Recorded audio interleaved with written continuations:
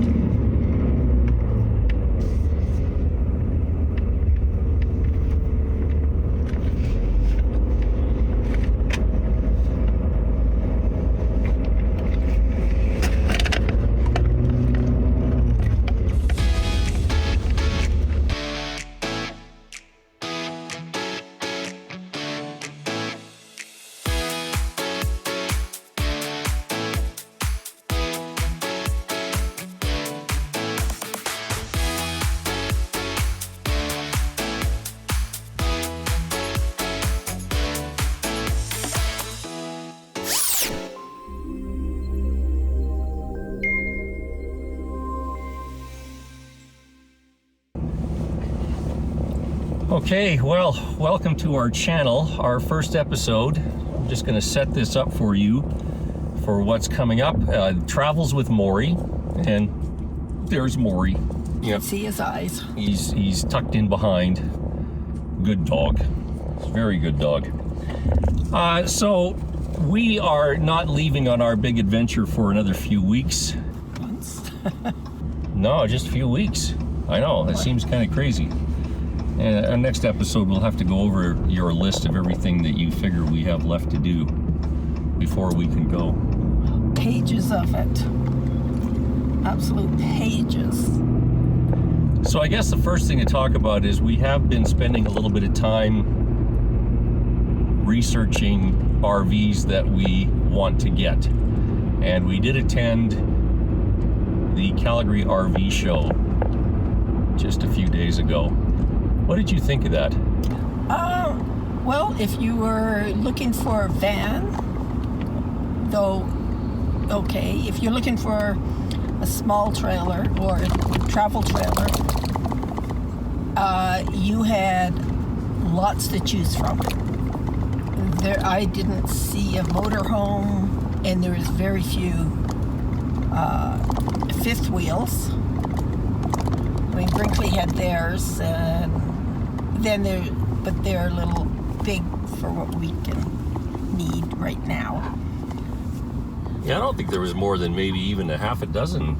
I think we saw them all, except for the Brinkleys, which we have gone through. Yeah. And the Alliance, which we've gone through, but we scratched them off our list. I think we were also considering that for this first RV, this first fifth wheel, it was probably going to be in our best interest to go with a pre-owned unit. And talking to the various dealerships that were represented, I didn't really get the sense that there was a lot of inventory that was available. And I will say, just as a side note, and I think it was just kind of a joke off the cuff comment, but we had mentioned to somebody that we had kind of overshot our budget on this truck. And the one guy said, oh, well, if you've already overshot your budget on the truck, you can do it again on your RV. And that was really not the point of this. I was kind of hoping to stay within a budget, which is something that we've been very conscious of for the last number of years. Yeah. Anyway, we did find one at the RV show that we were interested in. It was intriguing, but not 100% sure it was exactly what we wanted. And then you had been looking at an ad for about a month. Yeah.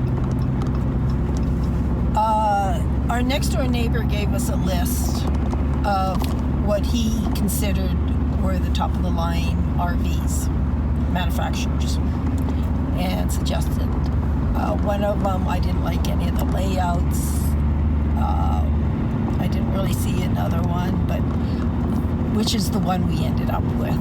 I just kind of Googled, used RVs, and not just in Calgary area, but in Alberta and BC and Saskatchewan. It's, within driving distance, within a day. And there was one in Kelowna that was in a 2015 outdoors fifth wheel. It was 31,000 something. And then there's one up in Rocky Mountain House for 41,900. And it was a 2016 outdoors. And at that particular moment in time, Western Canada was like minus 35 Celsius. So, going to either Rocky Mountain House or Kelowna, I was not willing to do in that cold, especially crossing the mountains. And we went to the RV show. I kept refreshing it every day, seeing if it was still there, and it was. And we went to the RV show, and Steve crunched the numbers, and we're just going, So he took the dog for a walk Saturday morning. I phoned the company, the RV dealer in Rocky Mountain House, Edwards Garage, and, asked a few questions and asked if we could see it on Sunday, but they're closed. And he says, if that's the only time, we'll find someone to come. And Steve came home with the dog, and I said, we're going to Rocky Mountain House. Because I looked at what time it was. It was at 11:30. And the guy said, well, it's only a couple hours from Calgary, depending on which end of town you're in. And I thought, we have time. We can make it before they close at 4:30. So we did, and we looked at it, and it was solid. And it didn't look like anyone had actually used it. The stickers are still on the TV, on the fireplace. Yeah. And it had more things that the brand new one didn't have. Like the brand new one didn't have a ladder for the roof, the walkable roof. Didn't have TVs. I mean, that's not a thing. It doesn't matter to me if we have TVs in the unit or not. But just okay. This unit, when you're pulling the drawers out, they feel solid. Opening the doors, they feel solid. The brand new one, the door, the upper cab that's over the beds and that opened up, but they didn't have any little struts to hold it open. They just slammed shut. These ones open like regular cabinets, so that wasn't it. It's just this one had more, so we put a deposit on it, and then on Tuesdays, that was on a Saturday, and Tuesday we paid it off. The interesting thing is, when I phoned him and asked why it hadn't sold, I mean, it's a doggone good price, and it looked immaculate. It looked like the walkthroughs of the originals. You know, when they put out the original, outdoors put out the original, couldn't tell the difference that it had ever been used. And he said that, well, this weekend is the Calgary RV show, and our season doesn't start until, well, this weekend is the start. While we were there, I guess they got, or while we were on our way there, they got a call for it. And they said, well, you'll have to wait until Monday. We'll see, because someone's coming to look for it. Look at. And it was sold to us. The Kelowna one is still up for sale, though. Yeah, I'm pretty pleased with the unit. It's really nice. I mean, little smaller than what we were hoping to get at 30 feet, but the big thing is, and this is really important for both of us, this big journey that we're taking, we really want to see as many of the national parks in Canada and the US as we can. And of course, a lot of those parks are quite a bit older, and as a result, the camping spots are not huge. So the size of rig that we have will actually enable us to get into these things. Boy, you are really being a little pain again today, aren't you? Yeah, my shoulder is sore. Morrie, can you rub my shoulder for me? Can you rub my shoulder for me? Can you give me a little shoulder massage? This is something that you've created a monster. Yeah. Oh, now he's going to duck down because he's embarrassed. Oh, are you embarrassed?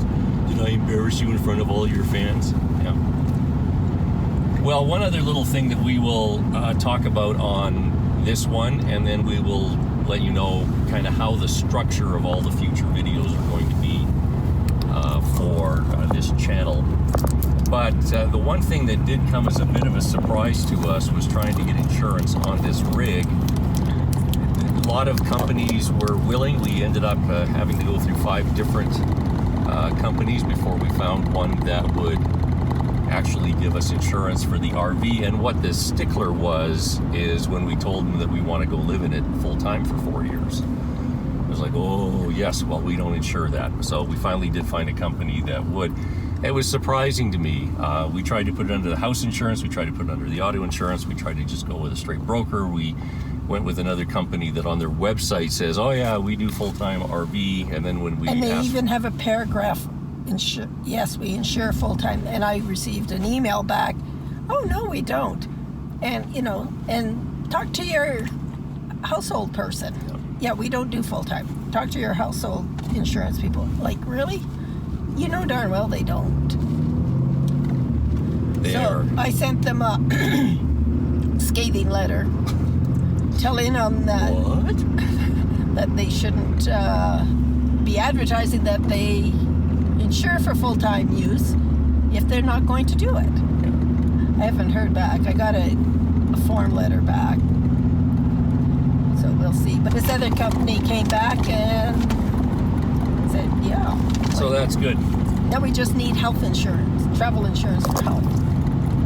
I think it's a little surprising at just how much stuff has to be done before you can go off on a journey like this. And coming up in the next episode or future episode, Libby started a list. We'll take a look at that. Now, the structure of our channel moving forward, we really want this to have lots of things. I mean, we're going to have obviously things about the whole living full-time in an RV adventure, but we're also going to be doing some things that we hope are going to be unique to this channel. One is interviews, and Libby, you can talk a little bit about what your plan is for that. Well, yeah, I have a couple of ideas how the format, but generally interview people that are interesting, obviously, but interview camp hosts, campground owners, depending on, rangers, other campers, and possibly some social things.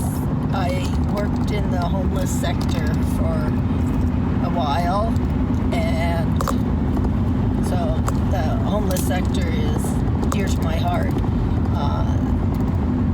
and so I might, if things work out, be able to do things like that, go into that area.